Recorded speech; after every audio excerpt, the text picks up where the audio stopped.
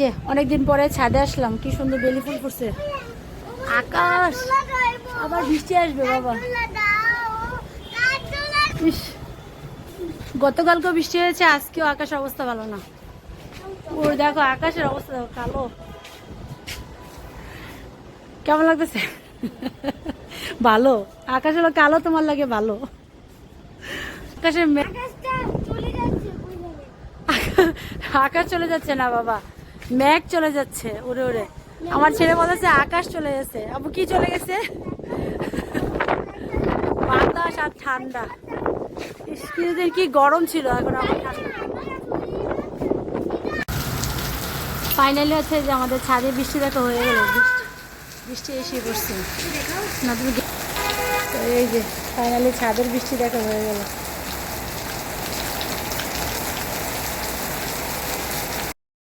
Hello everyone, আশা করছি সবাই অনেক অনেক ভালো আছো। তো নতুন আরেকটি রেসিপি তোমাদের সাথে শেয়ার করছি। আশা করি আজকের রেসিপিটা তোমাদের অনেক অনেক ভালো লাগবে। আর সেই সাথে আজকে তৈরি করবো হচ্ছে আমাদের জাতীয় মাছ ইলিশ, আর সেই সাথে হচ্ছে কচু শাকের ডাঁটা।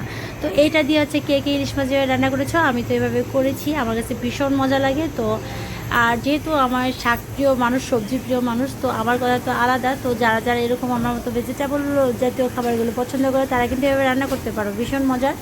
তো আমরা তো জানি কচু শাকে প্রচুর পরিমাণে রয়েছে ভিটামিন এ, যা আমাদের রাতকানা রোগ প্রতিরোধ করতে সাহায্য করে। এছাড়া হচ্ছে আমাদের খনিজ পদার্থ মানে তৈরি করতে সাহায্য করে, ক্যালসিয়াম, তারপর রক্ত দূষণতা দূর করতে সাহায্য করে। আর গর্ভ অবস্থায় তো হচ্ছে আয়রন আর এই মানে লৌহ পাওয়ার জন্য বেশি করে কচু খাওয়ার জন্য পরামর্শ দিয়ে থাকে ডাক্তাররা। তো এটা তো জানি আমরা ভীষণ উপকারী। তো প্রথমে হচ্ছে আর কথা না বাড়িয়ে আছে আমি রেসিপি রান্না করার জন্য ঝটপট চলে আসলাম। তো প্রথমে হচ্ছে তেল দিয়ে দিয়েছি, তারপর দিয়ে হচ্ছে পেঁয়াজ কুচি আর অল্প একটু রসুন কুচি দিয়েছি, যেহেতু এটা কচু শাকের ডাঁটি দিয়ে রান্না করব। আর হচ্ছে কাঁচামরিচ অনেকটা আমি মাঝখান দিয়ে মানে চিড়ে চিড়ে দিয়েছি, যাতে সুন্দর একটা ফ্লেভার বের হয়। আর সেই সাথে মানে ঝাল ঝাল একটা মানে কাঁচামরিচ একটা ঝাল থাকে, সেইটা কিন্তু দারুণ টেস্ট। আর এরপর দিয়ে দেবো হচ্ছে আদা রসুন বাটা। তো দেওয়ার পর হচ্ছে এখন হচ্ছে আমি ভালো করে কষিয়ে নিব। তো তোমরা চাইলে কিন্তু আদা রসুন নাও দিতে পারো, এটা কোনো সমস্যা নেই, এটা যার যার পার্সোনাল বিষয়। কিন্তু আমার কাছে মনে হয় যে কচু শাকে একটু আদা রসুনের ফ্লেভারটা কিন্তু আমার কাছে মানে ভীষণ পছন্দ। আর এই পর্যায়ে দিয়ে দেবো হচ্ছে হলুদের গুঁড়া, ধনিয়ার গুঁড়া, ভাজা জিরার গুঁড়া, তারপর দিয়ে দেবো হচ্ছে মরিচের গুঁড়া। যেহেতু আমি কাঁচা মরিচের অ্যামাউন্টটা হচ্ছে বেশি দিয়েছি, তাই আর মরিচের অ্যামাউন্টটা আর বাড়াবো না। এখন হচ্ছে ঝটপট করে ভালো করে কষিয়ে নিব। তো কষিয়ে নেওয়ার পর হচ্ছে যখন তেলটাও হচ্ছে উপরে চলে আসবে, মানে মশলা থেকে উপরে চলে আসবে, তারপর দিয়ে দেবো হচ্ছে কচু শাকের ডাঁটিটা। আর এই কচু শাকের ডাঁটি দিয়ে হচ্ছে ইলিশ মাছ খেতে দারুণ টেস্ট, কী বলবো। এই খাবারটা হচ্ছে রান্না করার পরও খাওয়া যদি শেষ, কিন্তু আমি এখন রেসিপির জন্য হচ্ছে মানে ভিডিওর জন্য ভয়েস দিতে গিয়ে এখন হচ্ছে আমার জিভে মনে হচ্ছে পানি চলে আসছে। কি করব, এখন তো আর খাওয়া যাবে না, অনেক কষ্ট লাগছে, তারপরে হচ্ছে তোমাদের সাথে রেসিপি শেয়ার করছি। তো এই তো ফাইনালি হচ্ছে এখন হচ্ছে কচু শাকের ডাঁটি দিয়ে হচ্ছে সুন্দর করে হচ্ছে নাড়াচাড়া করে নিব, মশলার সাথে ভালো করে একটু মাখা মাখা করে নিব। তারপরে কচু শাকের ডাঁটিতে কিন্তু অনেকটা পানি উঠবে, তারপর অল্প একটু আমি পানি দিয়ে তারপর হচ্ছে মশলাটা ভালো করে কষিয়ে নিব। আর এইভাবে কচু শাক আর হচ্ছে ইলিশ মাছের কম্বিনেশন জাস্ট ওয়াও। আর হচ্ছে আমার কাছে এই দুইটা মানে কচু শাক দিয়ে ইলিশ মাছের মাথা, তারপর বলো লেজ, লেজ ভর্তা ইলিশ মাছের সব কিছু কিন্তু ভীষণ ভালো লাগে। এই যে কচু শাকের ডাঁটি দেয় কিন্তু চিংড়ি মাছ দিয়েও কিন্তু ভীষণ ভালো লাগে।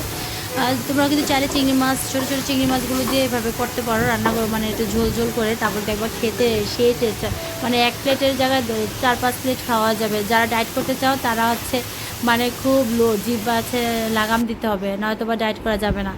খালি খালি এইসব খাবার তো দেখলে হচ্ছে মানে বাঙালি জাতীয় খাবার দেখলে হচ্ছে খেতে ইচ্ছা করবে বারবার।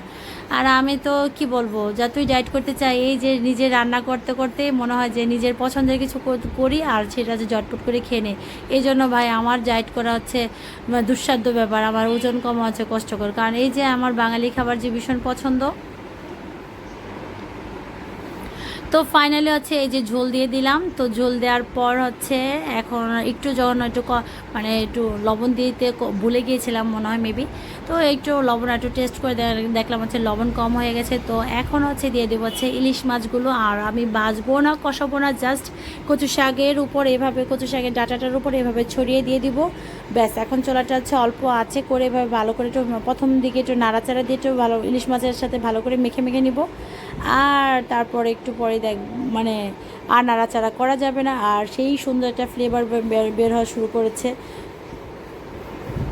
তো ফাইনালি হচ্ছে এই যে আমার রান্না এইভাবে দিয়ে দিয়েছি চুলায়। তো কিছুক্ষণ রাখবো, 5 থেকে 10 মিনিটের মতো সুন্দর করে রাখবো, দেখবো কচু শাকের ডাঁটাটা চুপসে যাবে। আর হচ্ছে এই যে রান্না কমপ্লিট। আর এখন দিয়ে দেবো হচ্ছে ধনেপাতা কুচি, ব্যাস।